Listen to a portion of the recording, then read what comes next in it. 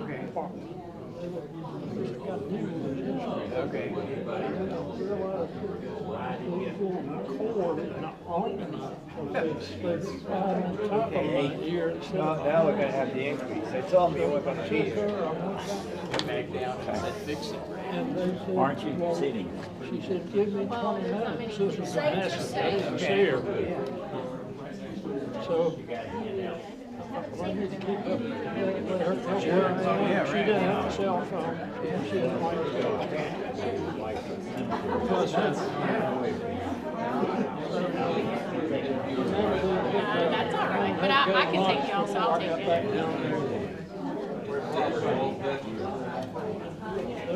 I told George, I told Bob I was driving. He said he wasn't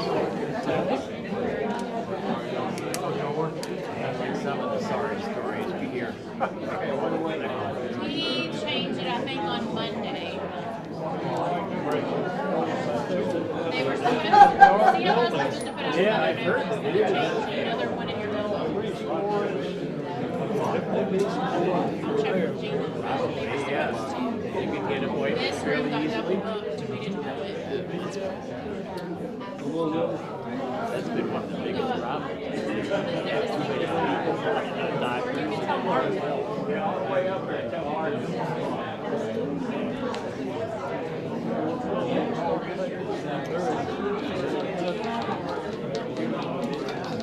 Yeah. And what's happening to all of us? Lord knows what it's gonna cost next year. You ready to go? Sure. That's what's crazy about it. You go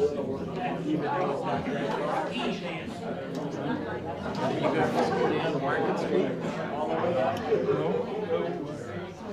Gotta go out on the regular 40. Yeah. Go, turn right out of Whitestone. Yeah. Go down that next turn, next one, and that leads you.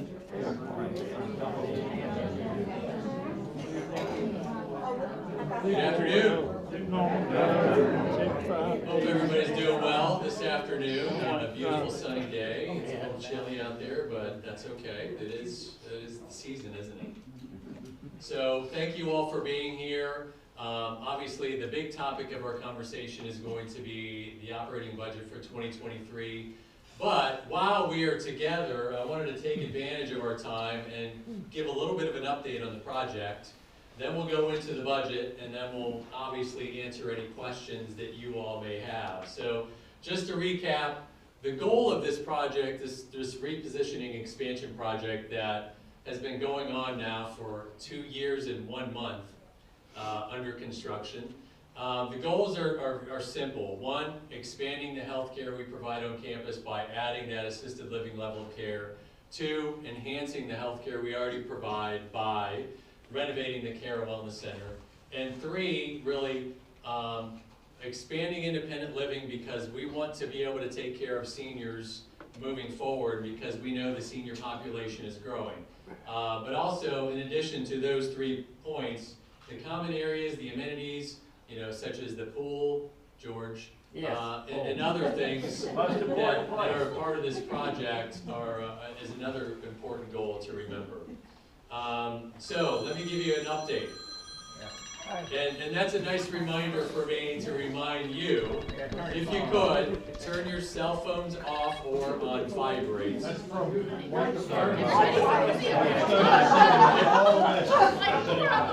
Okay, so don't blame me, blame Gina. She just walked in, blame her.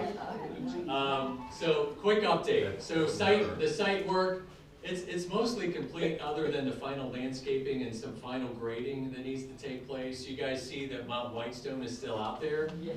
I believe that at their last calculation, they're going to use about 80% of the dirt that's still piled up there for leveling out and grading. But some of it may not be used, which is good because they originally thought they may run out of dirt. Care and Wellness Center, the work on phase 2 has been completed, but we're still waiting on the final okay from the Department of Health Service Regulation. They need to come in and do a final life safety inspection and hopefully that's going to be within the next few days. So once that's done, we'll start moving residents into the phase 2 area, which is that 100 hall. And then when that happens, we transition to phase 3, which is the 300 hall. And then the last phase of work will be phase 4 memory care. We won't start that until the assisted living building is done, so we can move those residents just one time, okay? So that's the CWC. And then independent living, a lot of work being done, a lot of progress being made. The exterior work, they're moving right along with that. Interior, all the mechanical, electrical, plumbing, rough-ins, all of that is happening. A lot of drywall is going in. If you guys watch that building every once in a while, you see the truckloads of drywall that's being delivered. It's just amazing to me. And they're going to put together some numbers for me to share with you all, like how much drywall, how much wire, and all that good stuff, and I'll share that with you all. But anyway, the assisted living building, a lot of the same. The exterior is still being worked on. Mechanical, electrical, plumbing, rough-ins are happening as we speak. Both buildings, the window installation has been completed. So again, great progress there. And as we already know, the pool is completed. The final work in that men's locker room has been done, so we should not have any additional interruptions as far as the pool. Next steps, we're also going to be looking at a buffet renovation. So that's going to happen hopefully in the first quarter of next year before any new residents move in. So that's going to be something you're going to be hearing more about. We're still waiting on final construction, engineering construction approval for that assisted living building, believe it or not, even though it's, what, 60–70% complete. We're still waiting on the final approval. That just goes to show some of the delays that we've experienced with the state of North Carolina throughout this entire project. So we're still waiting on the final approval for phase 2 in the Wellness Center, Care and Wellness Center. So once that happens, we'll start moving some folks. The other thing is that our pool, we are okay for independent living residents to utilize the pool, but as of right now, Department of Health Service regulation has not approved it for any residents of the Care and Wellness Center to use it. And the reason being, you have to have two means of emergency egress from that space. We do have one, so you can come out and go through the CWC and out the entrance, but the second way goes out the back into a construction site, and that's not permissible. So until that construction area, we're done with that, we're not going to be able to open up the pool to any Care and Wellness Center residents. So look for that to happen sometime around April. And then obviously next step is work on phase 3 of the CWC. So here's the timeline. Ultimately, we're looking at independent living being ready and giving us, turning over that building to us next April. Same thing for assisted living. That's going to go a little bit longer, and assisted living, because we have an additional layer of approval we need to get from Department of Health Service regulation, we're looking at occupancy potentially starting in May of next year. And then, so phase 3 of the Care and Wellness Center will go into the first quarter of next year.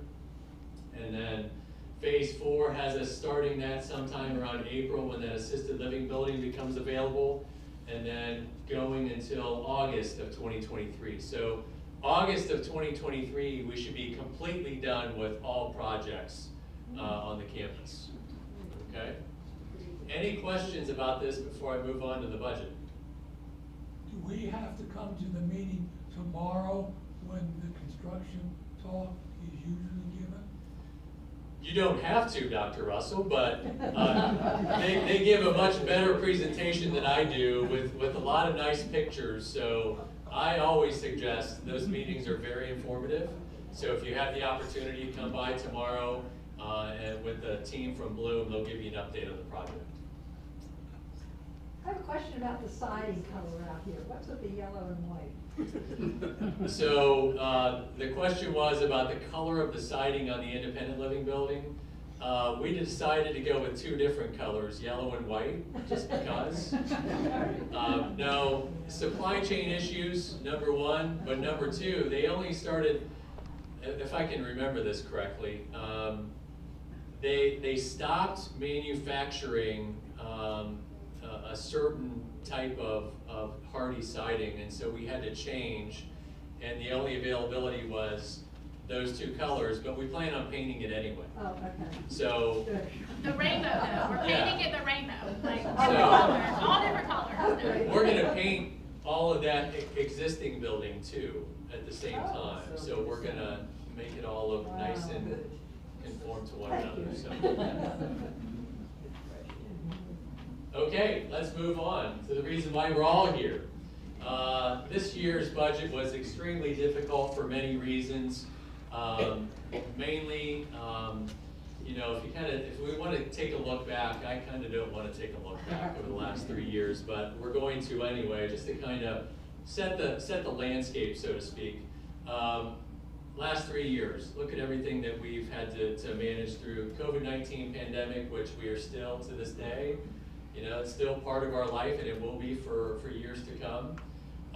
You know, over the last several years, we've seen, you know, labor shortages. And we're still seeing that. It's still a challenge for us to recruit and retain quality staff. It's something that we all talk about every day and work on every day, including that adding to the wage pressures also that come along with that.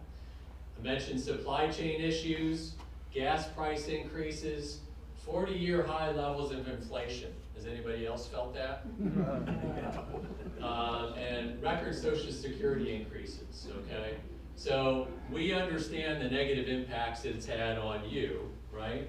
Because there's been a lot of changes that have occurred over the last 3 years because of the pandemic. And so, you know, we're starting to and have been starting to resume back to full activities, and we're going to continue to do that in all of our services. We understand that it's impacted your financial portfolios as well, because I know it's impacted mine as well. And Whitestone's investment accounts have been impacted drastically. So a lot of negative impacts for you all, and we wanted to make sure we recognize that as well. So community and operational impacts, the additional costs of managing healthcare throughout the pandemic and you know, all of operations, the additional costs associated with that. We did see some occupancy decline throughout that pandemic as well. We have since rebounded, but it has impacted us negatively. Talk more about the staffing shortages and the issues that we've had to go through with that, wage pressures, food, supplies, utilities, all of that, costs have gone up over the last 3 years. And we all know that. That's nothing new to you all. But again, the last 3 years have been a challenge. Would you agree? Okay. So we talk about the inflation rate, and I'm sure you read about it, you see it on the news, and it's record highs of inflation. And the projection is we're going to remain high. So hopefully we'll get some stabilization sometime in the very near future, but right now the economists are saying we're going to remain high with inflation moving forward into 2023. So as I pointed out here, this is now, you know, several months ago, and you know, when it comes to operations, the main topic of conversation is COVID-19, right? Now that conversation is shifting to inflation, cost hikes. How do we manage through that effectively? Consumer price index, looking at the percent changes in terms of some of the items I've highlighted here are food, 10.9% increase in food, 14.1% increase in electricity, and so on and so forth. Again, this is just another slide that I think you are all well aware of because you all have experienced that just as much as Whitestone has. So in summary, really, inflation rate is higher than it's been in almost 40 years. Energy prices are up, food prices are up, transportation costs are up. Social Security SSI benefits will increase 8.7% in 2023. That's the highest increase in over 40 years as well. So I highlight these two because they correlate, right? inflation, and Social Security income. So all of those factors that I talked about went into how we approached preparing a budget for 2023. So I'm going to ask Nikki right now to come forward and start talking about some of the highlights in the operational budget for next year.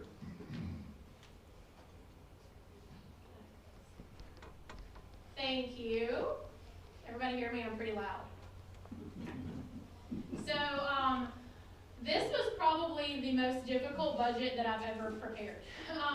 And just to kind of highlight a couple of areas, total operating revenue is actually budgeted at $17.6 million for 2023, which is actually a 44% increase over the 22 budget. But remember, hang on. Remember, we're bringing 67 independent living units online next year and 24 additional assisted living beds online, as well as we will fully be open by the end of the year in our care center. So by the end of 2023, will be the first year that since 2020, that we're 100% open by the end of the year. So construction will be done. So that 44% increase, on the budget is really related to the additional units that we're actually bringing online from the construction, okay? Occupancy is budgeted in independent living at 72.9%, and then you'll see in the health center at 78, and assisted living memory care it's 58, and you're probably thinking, well, those are some really low percentages for occupancy, Nikki. But remember, this is all, you have to take an average occupancy. So we're looking at the average occupancy each month based on the number of units available. So when we bring on, an additional 90 beds, so to speak, and how we phase those in, that affects that occupancy percentage, okay? So typically, our target is always 90%. These percentages look a little rough because we're actually bringing all those beds online next year. Okay? Any questions on the revenue? Very high level. Okay. Operating expenses. So operating expenses projected to increase from a budget of 14.9 to 19.3. Again, impacts on operating expenses. A big one includes inflation. Our utilities are increasing a lot, and then obviously, anybody want to take a guess on the biggest expense that we have here at Whitestone? Your staff, right? Your salaries and wages, your staff. Pay scale adjustments have been adjusted higher than we typically give. Part of this is in a recruiting effort, and in addition to cost of living expenses. So, for next year, our budget is calling for a little bit higher. It's not much higher than we normally have, but it's a little bit higher than what we historically have been able to give. Financial subsidy is budgeted at around $1 million. This is actually kind of, part of our charity that we also receive charity for. So that's kind of an in and out within the financial statements. A per meal cost. This is one of the areas that we look at when we're helping budget for food and beverage and food costs. So it was for the 2022 budget, we were at $5.35, and that's increasing to $6.15. This was an area that we worked really hard on this area with LCS actually to try and look at national trends as well as LCS trends as well as Whitestone trends in order to kind of come back to where we needed to be with our per meal cost for next year. So I'm just going to go back just really quick. So you can see here that the operating revenue is budgeted at 17.6. Your expenses are at 19. Not the right direction. Our capital, so one of the things that the board and Mark and Pierce and myself are really looking at is, we have an expansion project that's happening, but we also need to we have a lot of work we need to do to current infrastructure. And I'm sure there are a lot of people in this room that would agree with that statement. One of the things that we did this year was the roofing in the villa homes. You know, we actually worked with our insurance company on some of that, so, you know, that actually, you know, helped a little bit.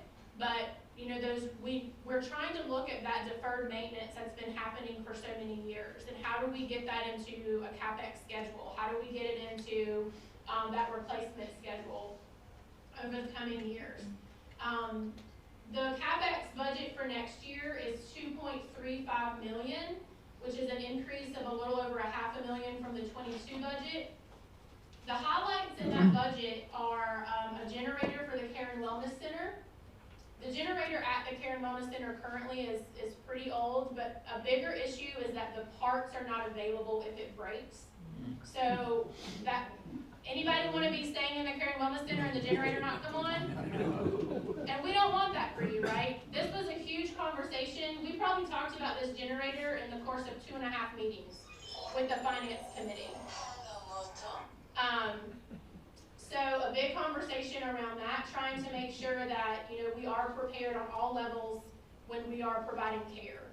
The buffet remodel that Mark spoke to earlier, this is actually being broken up into 2 projects. There's going to be a project in 23 and then a project in 24, because that project's actually a pretty big project, so we've broken it out into 2. The Gay Terrace project, which this has been an ongoing project related, it's partly related to the construction project, but finishing out that project, making sure that we're getting everything else over there finalized, including a roadway to actually get over to Gay Terrace, which we currently, our staff and maintenance, that's where they're going to be located. They can't really get there unless they go out of the community and around. You all can't get to the woodworking shop unless you go out of the community and around. So we actually worked really hard to bid that project out, which was almost near impossible to get a paving company to come and bid the project. But we were able to finally work with a construction company to work on that. And then the last one is various paving projects on campus. A large part of this, Davis and I worked last year on it was a 3-year plan of paving. So we did some last year. There's some that will be slated to be done, supposed to be done prior to 12/31, and then there's a portion that will be done next year. We actually edited the one next year a little bit, and the one for this year, we shifted a few roads around, but trying to make sure that we're getting these roads repaved where they've been cracked. They've had a lot of trucks on them. They've been there since they were paved when they were built, so trying to put all of that in. So an overall summary, this budget assumes a net operating loss of almost $1.7 million compared to almost $2.7 in 22. So at least we're trending in the right direction from 22 to 23. A large part of these losses, you know, are still, a lot of it is still affected by construction. So when we look at net operating loss and we look at the trend, we also go back and look at what did we see and what did we project when we went into construction. So we have a feasibility study, we have those numbers, and we go back and look at that to make sure that, you know, that we can be, you know, comparable in what we actually projected for this construction project. We knew that we would get through construction with operating losses, and then we knew we would have a year where we would start stabilization.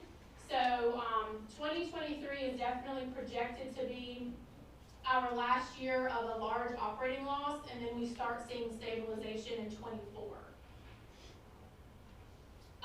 Just a couple highlights for the 22 budget. The net operating loss for 22 is actually projected at $1.5 million on a budgeted loss of 2.7, which is under budget by $612,000. However, the community was blessed, I guess is the best word I can think of right now. We received a rather large unbudgeted donation in the beginning of the second quarter of this year, and that is that large donation is really what's affecting that projection from the budget. So had we not received that that donation, we would be tracking in line with our budget. Let's see. The trending losses for 22 and 23, as I just mentioned, occupancy during the construction, and then we're looking at that 24 years where we start seeing that stabilization.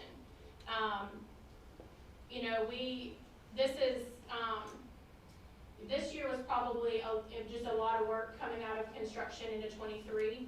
I told someone, I was like, it was way easier to take those beds offline than it was to put them back on. But we're all very excited to see it come to an end. We're just really trying to ride out the last really rough part of this operationally until we get through the construction. When we look back, we were 6 months into COVID when we started construction, so none of us really knew how to answer how was that going to affect us at that time. It definitely affected us worse than we anticipated it being. And none of us predicted inflation numbers like we're seeing right now.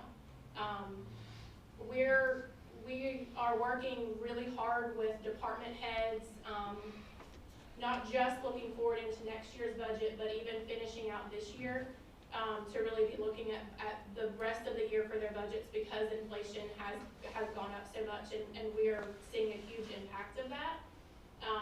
So next year we're really hoping that we've captured the most of inflation that we can in these numbers, so that we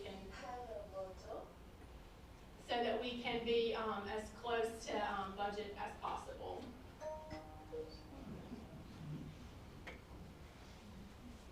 I can't tell Bob if she likes me or if she's saying something ugly. I'm sorry. I'm just Okay, joking. it's okay. No, I'm just joking with you. It has a speech recovery. I thought that's what you were doing. It's a brand new phone, and I've had 2 days. It's okay. Control it. Does anybody have any questions? Yes. When we talk about the new staff to be hired, will the current staff have equivalent dollar income? They'll be paid the same and not offered more than the current staff's receiving? Yeah, so that's one thing. Actually, Tracy and I are meeting on Monday. Tracy and Pierce have actually already done some work on that. And then we're meeting again on Monday for another meeting, and then we'll have another meeting, a final meeting. But what we did, so just as a reminder, in October of 21, we went ahead and implemented staff increases that we would have normally implemented January 1 of 22. So we implemented them early. And part of that was in a huge recruiting tool and retention, because at the time, we started seeing not only our competitors or a competitive industry, but every other industry was increasing wages. So we no longer just compete with healthcare. We compete with Amazon, we compete with Target, we compete with every industry now when you start talking about hourly wages. So one of the things that we did is we restructured a wage scale. One of the things we're getting ready to do is go back and evaluate that wage scale, because we know we need to tweak it a little bit to address those questions, to address, your years of experience, your tenure with the company, but also to address years of experience with the individuals that we are bringing on too. So we're going to be looking at all of that. Yes, Bob? The budget, well, how is it based, or how did you base it as regards to occupancy rate? Did you do a 3-level study of heavy occupancy, middle occupancy, light occupancy? How did you do that? So we don't, this budget, now normally in a normal year, we would say what we normally trend for move-ins, move-outs, and we hit a 90% mark. For this budget, we actually have to phase in 67 units, and then we have to phase in a move-in process. So obviously, when we open a building with 67 beds, we're not moving 60 to 67 people in the minute it opens. So there's a whole plan around that. So it's not necessarily, an exact answer on that. We actually looked at it by month, and how we're actually, the biggest part of this is how we're actually going to phase in those move-ins for the new independent living building. And how can we do that successfully? Not only for all of our residents that are currently here, but for the residents that we're moving in, so that we can make sure we get everyone moved in. We have, people can get through the parking lot, we can get moving trucks in, things like that. I'm not sure if that answered your question. Yeah. So we mentioned the difficulty of this year's budget, and that's just one of the difficulties. We basically started off the year next year with about a 90% occupancy in independent living, and then we, as Nikki pointed out, we're phasing the move-in for independent living. So starting in April is when we anticipate people to start to move in. We're phasing them in about a 12 to 15 week schedule. So, and then let's not forget, we have about 16 current residents living in current residential units. They're gonna be moving into that new building, that also their units have to be resold. So that adds to the multiple layers of this budget difficulty in trying to come up with our plan, but I think we have a really good plan, and as Nikki pointed out, I think we have a plan that's not going to overwhelm us in terms of operations, or you in terms of seeing any decline in services. So, yeah, and so in assisted living as well, there's gonna be a transition phase with moving into the assisted living building, because let's remember, assisted living is only available to Whitestone residents. Somebody living outside of Whitestone's campus cannot move right into assisted living. You have to be a resident of Whitestone for at least 30 days to move into the assisted living building, because that is the way we are licensed. It's called a closed certificate of need. All right, so that assisted living is strictly for our residents. So we already have identified some potential candidates that we feel would benefit from moving to that additional level of care. And over the next several months, we're gonna be providing some education on what is assisted living, how it might benefit you or your loved one, and start those conversations. So we'll be ready with a move-in schedule, March or April, for assisted living. So let me get to the reason why we're all here, right? So how does this affect you all? And so mainly it's going to affect you by your monthly service fee, right? And so in addition to everything we've already talked about, some of our approach to the monthly service fee is that we want to make sure we're competitive within the market as well, right? We want to maintain that competitive edge with all the other communities that you could choose to go to. So we realize and know that they too are increasing monthly rates as well.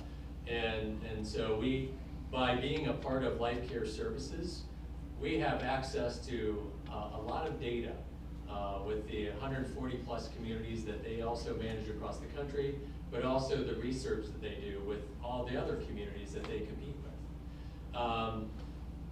So yeah, the market competitors are experiencing the same inflation. And just one point is that this service fee really does not take into consideration what we're projecting as far as inflation for next year. It's really the trailing inflation that we've already experienced, because we have historical data that we know this is how much and how much food prices, for example, have gone up and how it's impacted us.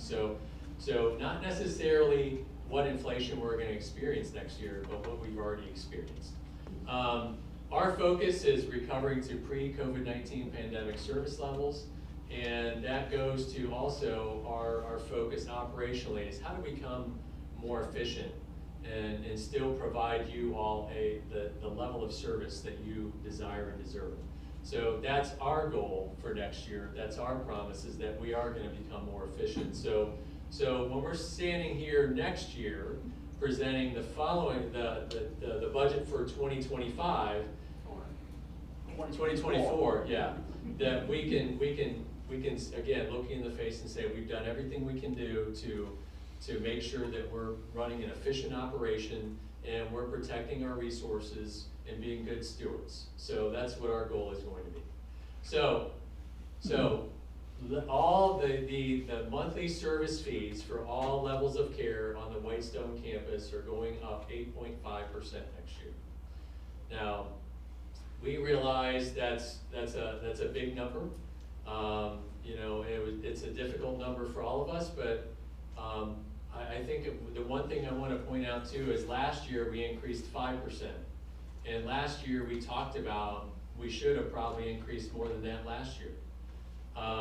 And our plan was that we were going to do so in different stages, so we're not hitting you all at once. But the 8.5% increase is something that I felt that we needed to do this year in order to continue to provide you a quality service.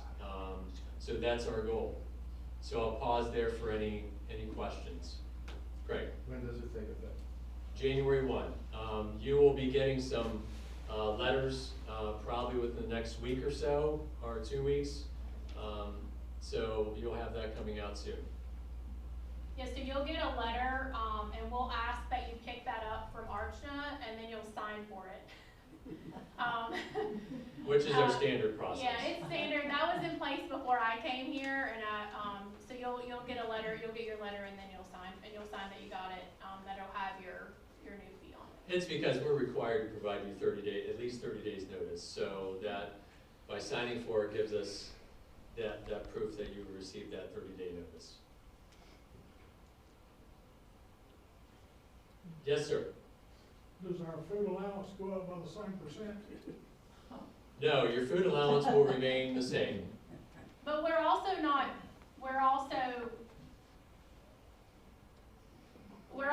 increasing the pricing that's put on it, right? So Yep. if we were gonna say the buffet is going up to $20, so to speak, then your meal allowance would change. We're not changing all that, okay? I'm not gonna charge you $20, Nancy. Okay, you get McDonald's.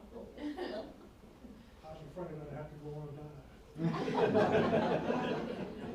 No, we want to feed you. I mean, we really do. Yes, Nancy.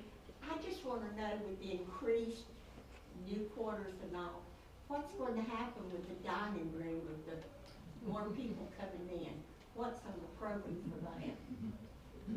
Great question. He didn't take the mic back, so I guess I'll answer it. No,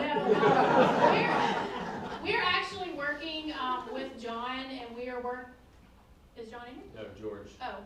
Food and beverage. And yeah, so John is working with Food and Beverage Committee.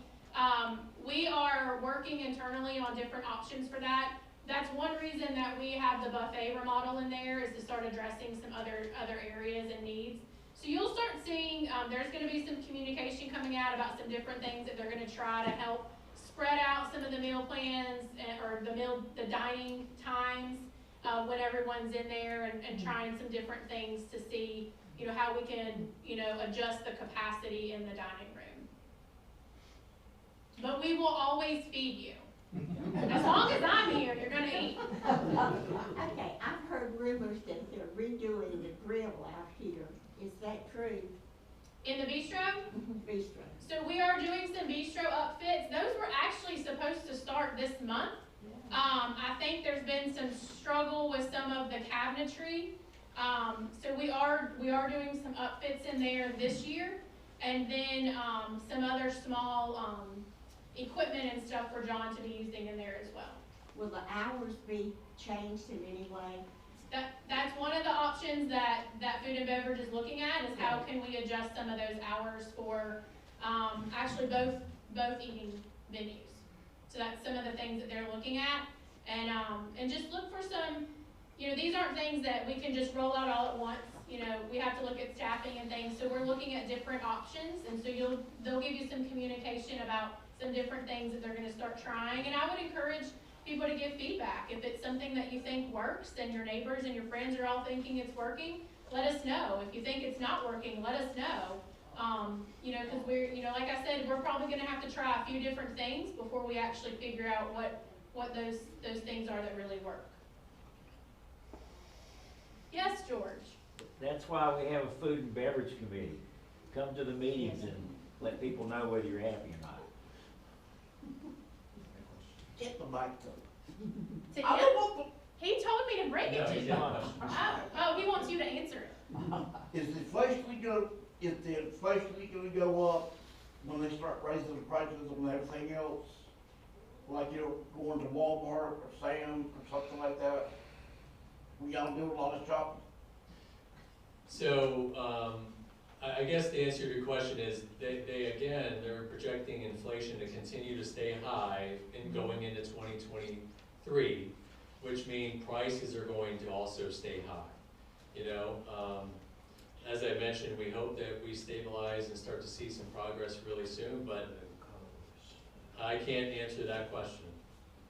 I think Bob had a question. Bob? Yes, what about folks who are running close to the ability to stay here in terms of financially? Are you going to set up meetings with those folks? Or are they expected to approach you first concerning that issue?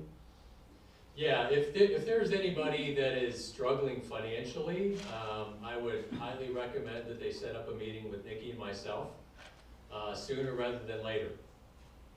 Yeah, because unless you come and tell us, we don't know. So, just come see us. George? Can you budget for a palm tree and a Mai Tai bar at the pool next year?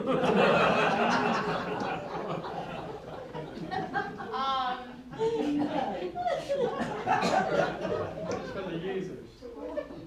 What's that? The users. I don't know. The users fee? You can ask Joey for that, George. Oh, okay, all right. Dorsey? Yeah, if by some stroke, inflation should reduce next year to, say, 5%, would that trigger a readjustment in our monthly fee? Well, a great question. If everybody did not hear Dorsey, the question was related to what if we see some progress with inflation and pricing? Will there be any kind of mid-year consideration? Really, the answer is probably no, but I'm not going to say it's out of the question. But what it would do is when we sit down to do the 2024 budget, you know, obviously we would consider that in terms of the price increase for 24. You know, there were conversations, there were other communities, and you know, Mark Collada just walked in and he could probably answer this question too. There were other communities that actually did mid-year price increases this year, and we decided not to do that, even though that, you know, the food costs started going up several months ago. And so we like to do it once throughout the year and hope that things don't change too drastically to where we have to go back to that well again. So again, that's how we would approach if there was some progress made as well. So. And Dorsey, I wasn't laughing or chuckling at your question, but I actually brought this topic to the table. Just this morning. We talked this through, so I knew somebody would have this question. Bob? But just a question, this coming year's budget still, you still have $1.5 million of you're overexpensed. Is that true? Operating loss, yes. 1.688. Yeah. So even with the increase in the 8.5% increase, it's still not going to cover all your operating costs in 2023. That's correct, and it's largely due to, again, you know, we're not moving in everybody all at one time, but we have to prepare operationally to move those people in and provide all those additional services to those folks. So our costs are going to be a little bit higher in the beginning, but they'll level out as we get more people moving in onto campus. That's why stabilization, we're looking at, you know, 2024 stabilization, because, you know, this entire year is going to, 2023 is going to be moving people in, whether it be independent living and then assisted living and then ultimately full occupancy in our care and wellness center. And one of the, just to kind of comment on that, one of the, you know, when we talked about phasing residents in, there are some expenses that we phased in, right? Like additional staffing. So, you know we have to hire more staff, so we've looked at when do we need to start phasing the staff hiring in versus when are we actually moving additional people in. So, you know, we're kind of looking at that big phasing schedule, but for staffing, you know, we have to have staff in place, you know, a little bit ahead of time before we can actually move everybody back in. Ron? Adding on to Bob's question, why would you project a budget that leaves you with a loss and we don't know who paid the loss? So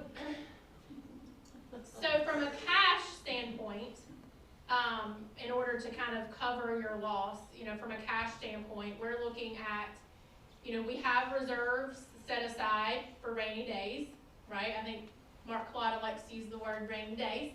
And this has been a couple of rainy days because we knew we were gonna have a loss with this construction project. There was no way that we could get through a project this big and be able to maintain all of the services that we currently had and reduce revenue. So we knew we were gonna have losses. We also just know that we have to come back out to that stabilization year, and that's why 24 and 25 are really crucial years. And so, you know, from a cash standpoint, we have to pull cash from other areas that we have funds set aside for to help cover that loss. And that, You lost $2 million last year, 21, you're gonna lose $1.5 million this year, you're projecting $1.5 million loss for next year, you're up to about $4 million, right, more in losses. But you won't tell us who's paying that $4 million in losses? so I think you're thinking of a profit, an income and a loss statement, an operating statement. I'm thinking balance sheet, right? So we have a strong balance sheet. We have funds available to cover losses. So historically, Where did you get them? Where did they come from? so some of that's historical, right? So over the years prior to construction, you know, we may not have operated with a big operating income, but we've been able to build up our income over those years and be able to put reserve funds aside. Right. So we have funds in investments that we've been able to move over the years since, you know, 2012 maybe, Mark? 10? So, you know, we have funds set aside for that. So part of what we look at is when we look at losses like this and we look at what our available cash is, you know, we obviously have bonds that are covering our construction projects, so we have certain covenants. We have to have a certain amount of cash for those bonds. So we look at that every quarter, if not before the quarter's up, to make sure that we have a strong day's cash on hand to cover our operating losses and the expenses that are coming.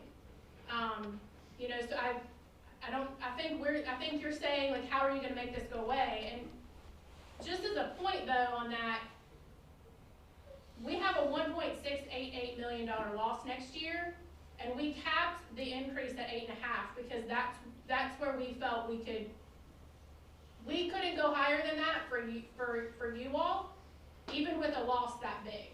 So, you know, some of that is, you know, it's trying to not have that loss be bigger and trying not to hit you harder than we are. The only thing I would add to my crazy questions is, when my bank account's empty, it's empty. So this is an operating statement, it's not the bank account. So the bank account is on the balance sheet. That's why I'm saying our balance sheet has cash in there from historical reserves that we've been able to build up. Does that make sense? The other thing too, I will add that one thing you don't see when you look at net operating income or loss is the proceeds from a sale, entrance fees. And that's the other thing, as long as we are selling and we're doing a great job of doing that, we're bringing in cash to help support operations that way. But to Nikki's point though, we're fortunate that we do have a board that understands that when they started out on this project, they understood that we were gonna have some operating losses. And they're not, you know, necessarily pressuring us that we need to come back closer to that break-even point sooner. So we're very fortunate that they're understanding and they're allowing us that runway to get us to a stabilization and that breaking point in 2024 and not asking us to do it by the end of 2023, because what would that mean? Double-digit increases and a lot of other things that would negatively impact our community. What percentage does the Grand Lodge and Eastern Star play in supporting it? So the question is how much does our Masonic Grand Lodge or Eastern Star help to contribute to our community? Only in terms of the charity that we administer here. So we provide charity with individuals both on the campus and also throughout North Carolina through our fraternal friendship program, which Jack, sitting right back there, was chair of our board of managers for several years and participated in that. But they provide us, they contribute funds in order for us to administer that charity. So as Nikki pointed out in that earlier slide, we're looking at about $1 million worth of charitable care next year. That's because we're projecting about $1 million worth of contributions next year from Grand Lodge, Eastern Star, and members of the fraternity. So it's money in, goes money out in terms of the charity that we administer through the program. But nothing operationally from Grand Lodge, chapter, so on. Dorsey? A budget figure up there, $375,000 for buffet remodel.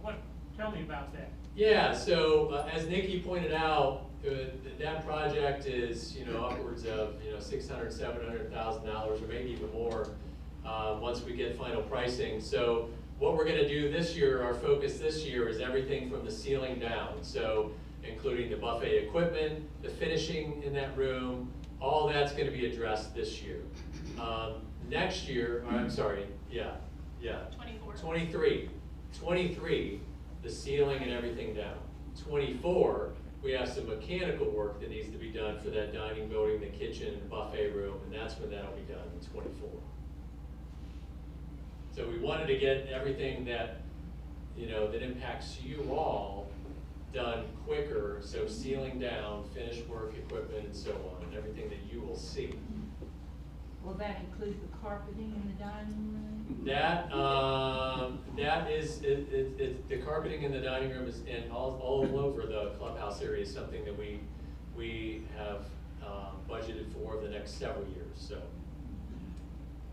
Mike, do you have a question? I was thinking about the same thing, and they said they could do the same thing to the community builder, but they have not said nothing about it. That's what David brought up one time, about getting the carpet deep clean. Yeah. And he said they might take it out online. Yeah, I would say if you need that carpeting in the corridor to be deep cleaned, put in a work order, and we'll get that on our next schedule. I know we have a vendor that comes out quarterly and does that in certain areas across campus, so. Dr. Russell. Is dining space projected to be increased in space available? So the question is, do we anticipate the dining space to be enlarged? Yes. Not as a part of this project, but the next phase of work, it is going to be enlarged. So, the LCS development team, they identified they estimated the number of residents that we expect to move onto campus with these 67 apartments, and determined that the dining space we have available will work. But it's not saying that we don't have to address specific times that, get really busy for us, like Friday evenings, right? That's probably the biggest concern, Friday evenings where you can hardly find a seat. So we're looking to identify options that we can present you to spread out dining, whether it's expanding dining hours, offering early bird specials, different things that we're going to be exploring over the next several months through our food and beverage committee to make sure that when that building opens up and then once we get all those residents moved in, we still have the capacity to meet demands. Any final questions? Well, if you do, don't hesitate. Give me a call, give Nikki a call. Come see us. We'd be happy to sit down with you and talk through any questions you might have regarding next year's budget. So thank you all for being here. Good job. Have a great rest of your day. If you did come in late, have questions, please come on up front. Oh, yeah. You got me. You got it.